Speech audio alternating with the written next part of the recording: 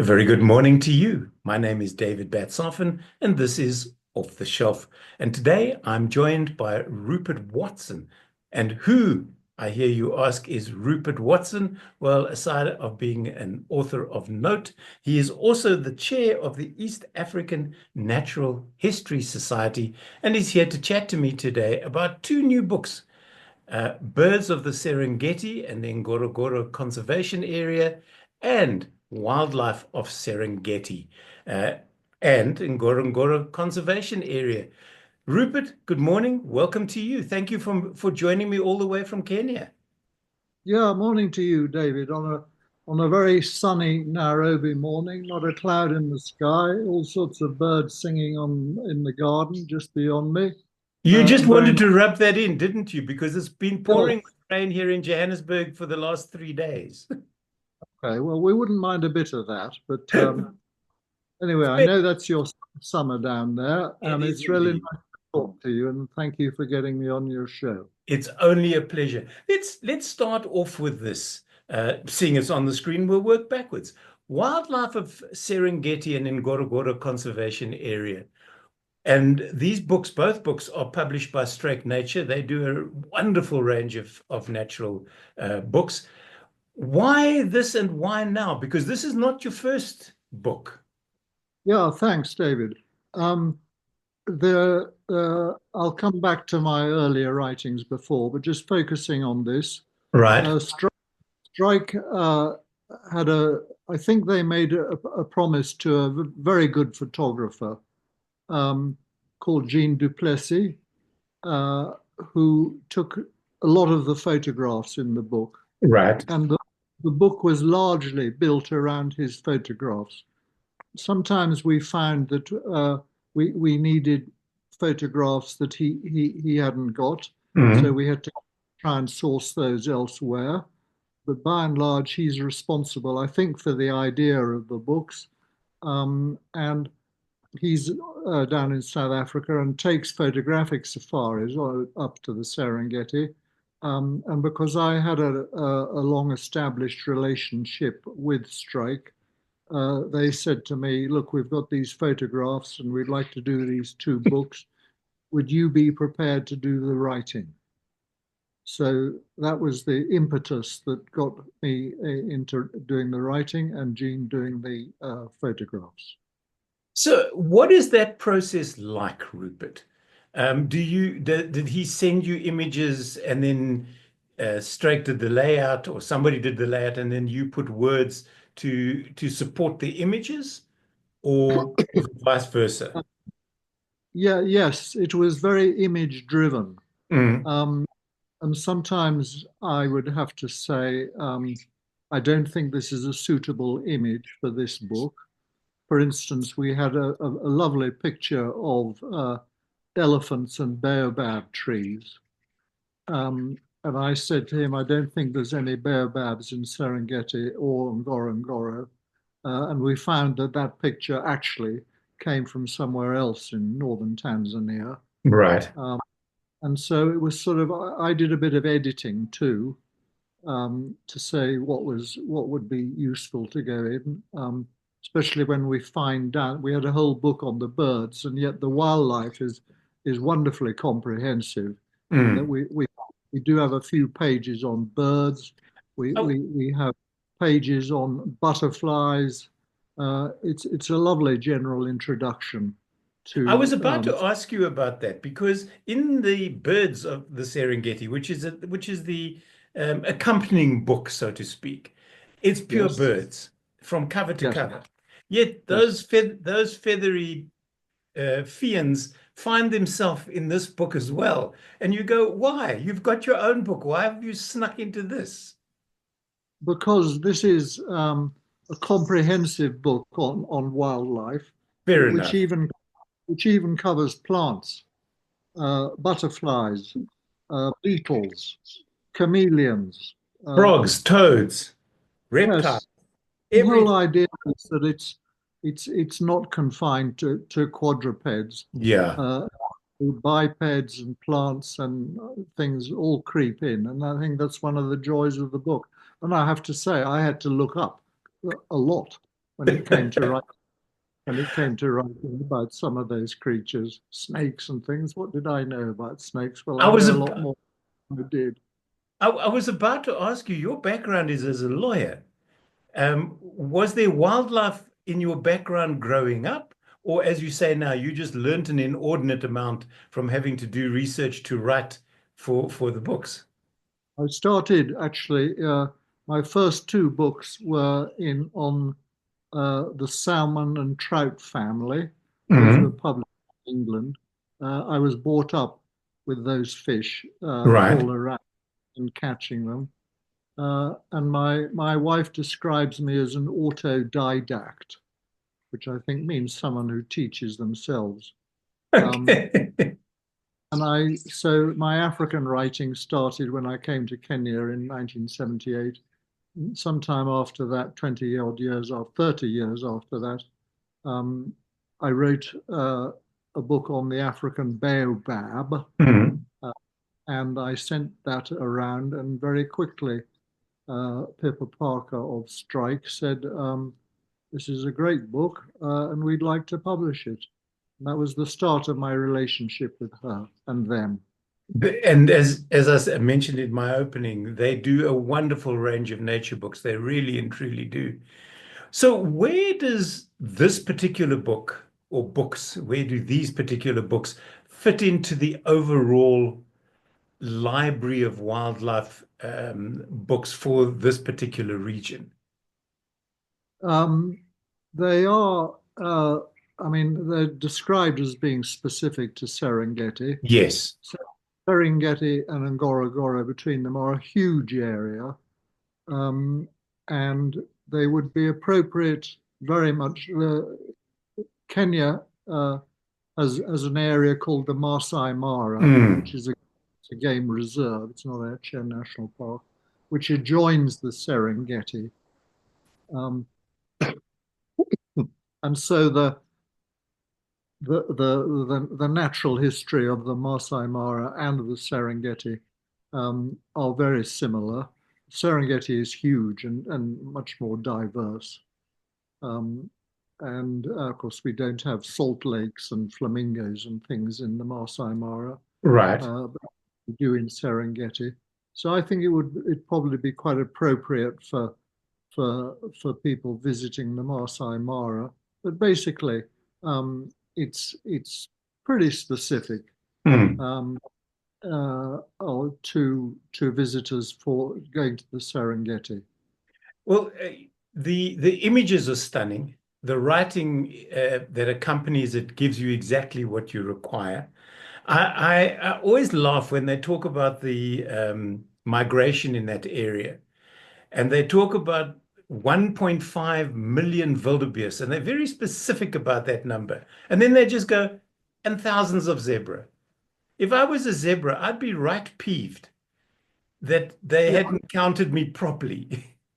I think that there are far fewer zebra in the mix. Um, and I think they count the wildebeest to the nearest 500,000, quite honestly. I think as a wildlife photographer or as somebody interested in wildlife, the Mara and Serengeti is always on a list. Um, if you're going to have a bucket list of destinations to visit as wildlife experiences, this is definitely one of them. I think it is, and I'm afraid to say that the Mara is becoming a victim of its own success in a way. There's far too many lodges there. Wildebeest crossing rivers are surrounded by hundreds of vehicles. And so people are drifting towards Serengeti more to get a more Mm. fulfilling experience, safari experience. And so I'm hoping that the books will sort of capitalize on that. But as you asked initially, they are pretty specific to Serengeti. Like maybe you have books down there which are Mm. specific to Kruger Park or something like that. Indeed, indeed. Is it easy to get to the Serengeti? I know this is not part of the book, but I'm just asking you as somebody who's lived there for almost 40 years or lived in Kenya. Is it easy to travel to visit places like this? Yes, it is. Arusha, which is the nearest town of Mhm. consequence, has an international airport. I know I've And flown in and out of I've stayed in Arusha. It's an have interesting you? town. Yeah, I've climbed Kilimanjaro twice. So you fly Oh, into Arusha before the ascent. right, right. So, did you fly Yes. from South Africa? Yeah. Probably went to Dar es Salaam first, maybe. I think we did on one of them. There's also an Anyway, interest. so it yes,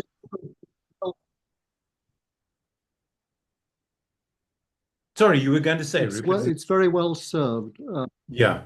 It's very well served by international flights into Arusha, and if not, connecting flights to Dar es Salaam or Nairobi or elsewhere. Now, birds of the Serengeti. How did you and Jean go about this? Because, I mean, did you look at all the bird species, or were you very specific to birds that live and stay in the Serengeti and in the conservation area? Being quite honest, there's not. I don't know if there's any birds that are what we call endemic to the Serengeti, only found in the Serengeti. Okay, so they come and go. There are one or two special ones that you would look for, even if you were well versed with the birds of surrounding areas. Mm. There's a special francolin whose name escapes me because I've never seen him. Uh, Are you Seren, are you a birder, or do you just sort Seren, of dabble? yeah, exactly. Or did I just look it all up? Um, and there's also very good places to see birds. Ah, There's okay. a diversity of habitat that Yeah. while you might be looking for your special spur fowl or francolin, um, you won't be disappointed because all the different habitats present you with a great diversity of birds, and we've covered, I think, 300 of the about Wow, in okay. our yeah. I'm always interested. Right at the beginning of the book is the common ostrich, and I Yes. want to know: is there an uncommon ostrich? Well, I try to say, if you've done the reading, there are two species of ostrich now. People, Okay, taxonomists are always trying to split I know. species. And now it's pretty well recognized that there are two, the common ostrich and the less common one, which I think is referred to as the Somali ostrich. And most, Fair enough. I always, again, maybe it's just my sense of humor, that when you see something like a common house sparrow, for instance, we call them mossies down here in Southern Africa. And then you think to yourself, if I was a house sparrow, would I want to be common? No, I'd want to be royalty, or just leave the word common out. As you say, these birding people, all they want to do every year, they want to change names. They want to split species into as many pieces as they can possibly find to claim new sightings. I don't know what it is, Rupert. yes, it's difficult and it's very subjective. It And is. there's no overall authority that says, right, we're all agreed in the bird world that, and it's in the plant world, they tried to split the baobab into two. Right. And you would know this because you produced a book on the African baobab. And that didn't work. That was shot down. Some scientific guns said, let's have two species of baobab. And they produced little differences. And then some bigger guns said, no, thank you. We're going back to how it was. And there's now only one species, Adamsonia digitata, in Africa, that is. Right. Could you imagine? Could you imagine if they took the common impo well, I'm trying to find something where it's not split, like the African elephant. They've tried to go, they're forest elephants in Knysna. They can't find them anymore, but they believe that there were forest elephants, which is slightly smaller. And But they, you know. I'm just trying to think of something that they can't split. Maybe the impala, although you get different color morphs of the impala, so they can split it that way, perhaps. But it's enough. The birders are the worst. But anyway, so we have a really cool book now, Birds of Serengeti and the Ngorongoro Conservation Area. What is the difference, Rupert, if there is one, between those two areas, between Serengeti and Ngorongoro? Difference. Um, the Ngorongoro Conservation Area is basically a crater, an Right, enormous crater. I think it's what they call a caldera, and I think it's the biggest caldera in the world. Um, and around the rim, you have high altitude vegetation, right, um, much higher than the whole of the Serengeti, and that adds enormously to the number of different birds that one has to cover if you're covering the whole of that area. Um, it's a it's a very well visited. The crater itself, you have to join a convoy of um, safari vehicles to go down into it, but it is spectacular. And you can see most of the big five down there. Uh, there's no giraffes on the bottom, but they're around the edges.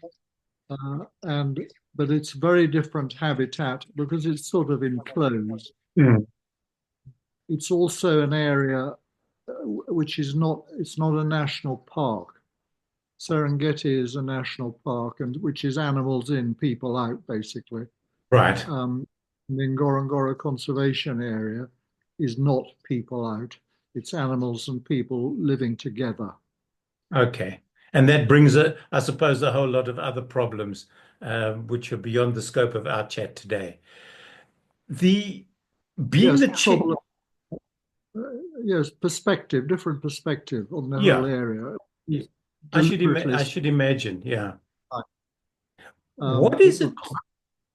Yes. Sorry, I spoke over you.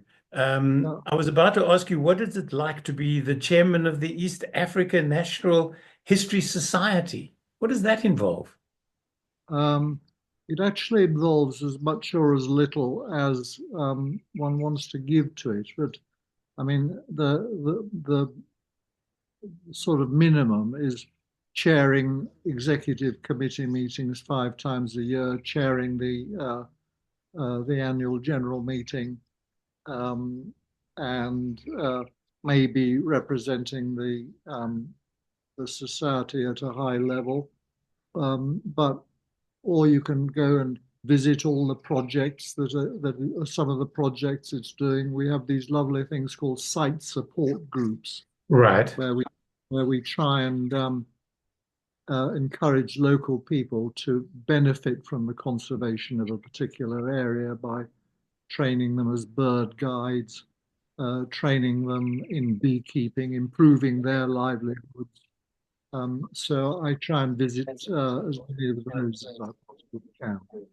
Now, I know that you retired last year from being from being a lawyer. How do you spend your time now? Do you have, aside from these two, which are now available, and we'll talk about the wares in a moment, what's next for Rupert Watson? Um, do you know, I've just been having some nasty surgery in India of her cancer, and I'm getting over that very well. And it's always good. I've got a couple of article size projects. Right, Um, but and when I was in India, I met this girl who was one of the world's crocodile experts. I thought, well, have we got a book on the crocodiles of the world? But I don't think that's for me. Um, but no, I haven't got a major project, David, yet. okay, Just the two article length projects. right. And where can people, talking about article lengths, I'm assuming, maybe rightly or wrongly, that you've produced articles before. And if so, where can people find these? We have a natural history magazine here called Swara, which is a Swahili word for antelope. Mm. Uh, I write for that a lot. I've written for Africa Geographical, I've written for the New Scientist, whatever. Okay. Um, I've spent my Baobab book, this was the second edition of it. Right. Uh, I've spent most of last year, a lot of last year, giving talks about what's new in the Baobab world. That was the first edition, Ah, okay. 2007. And then I persuaded Struik that because all this had sold out, we should have another go. And they were very kind and said, yes, all right, let's give it a go. So I've been trying to promote that a lot, giving a lot of talks about Mm. baobab and slideshows and all sorts. So Is it what is it that's the about that upside down tree that fascinates people so? I think it's the paradox of the tree that is huge and yet grows in such desiccated territory. It's Um, just such a special tree, and a lot of people, my wife included, if she finds one while we're out on a game drive, we have to stop, and she wants to get out and she wants to hug it, and even if there are lions lying around it, she doesn't care. They must move on. It's her tree, her totem, and she wants it to be part of her. yeah, I think a lot of people feel like that. We Yeah. don't actually live in baobab territory up here. No, Nairobi's maybe about the same height as Johannesburg, Mm. 1,500 something. Um, so we have to go halfway to the coast before we start seeing Okay. babs.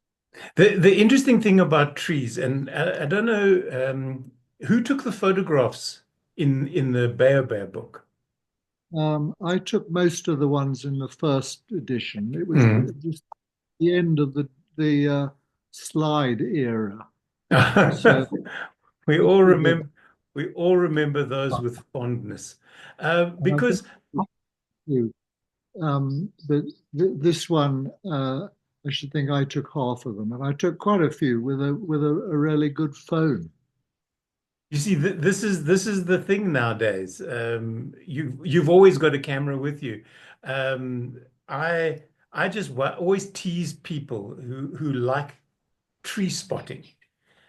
Who are, what is the word, arborealists, I think is the word for people who study trees or who deal with trees, that trees are not like animals or birds. If you see a baobab today, 10 years later you go back, that baobab is still there unless it's been cut down. You don't have to worry when you wake up in the morning and go, oops, I don't know if I'm going to find a tree today. You're going to find a tree. It's the easiest book to write. It really and truly is.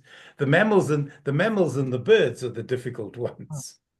You're quite right.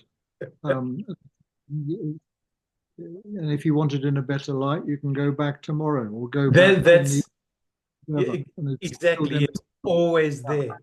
Rupert, where are these available? Well, you tell me, or we ask the ladies of Stripe. Um, I've got you and I have probably got pre-publication copies. When I last heard, they were being printed in China, I think, Right.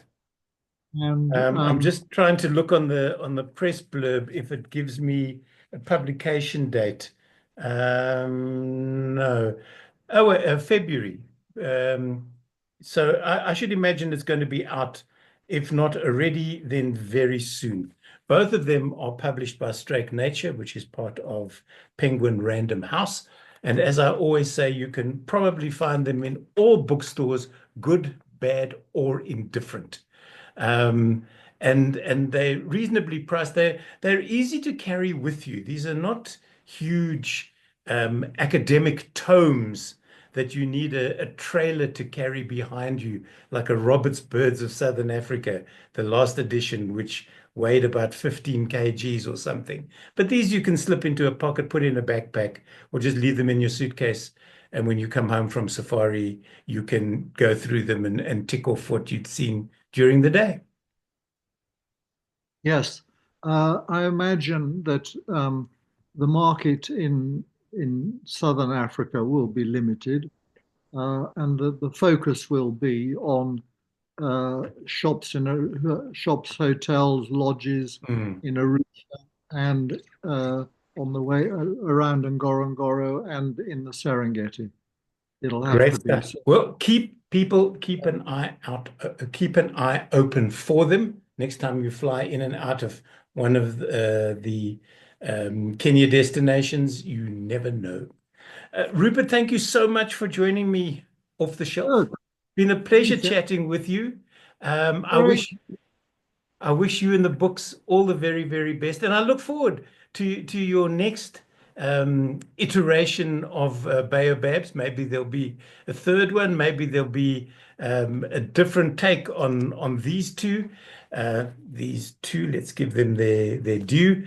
And once again, thank you for taking time out from your day in Kenya. good, David. Thank you too. I look forward to seeing our interview. Great stuff. My guest today on Off the Shelf, Rupert Watson, and we've been chatting about the recently released Struik Nature books, Birds of Serengeti and Ngorongoro Conservation Area and Wildlife of Serengeti. Both currently available, or if they're not, keep an eye out. They will be shortly. From me, until the next time, take care.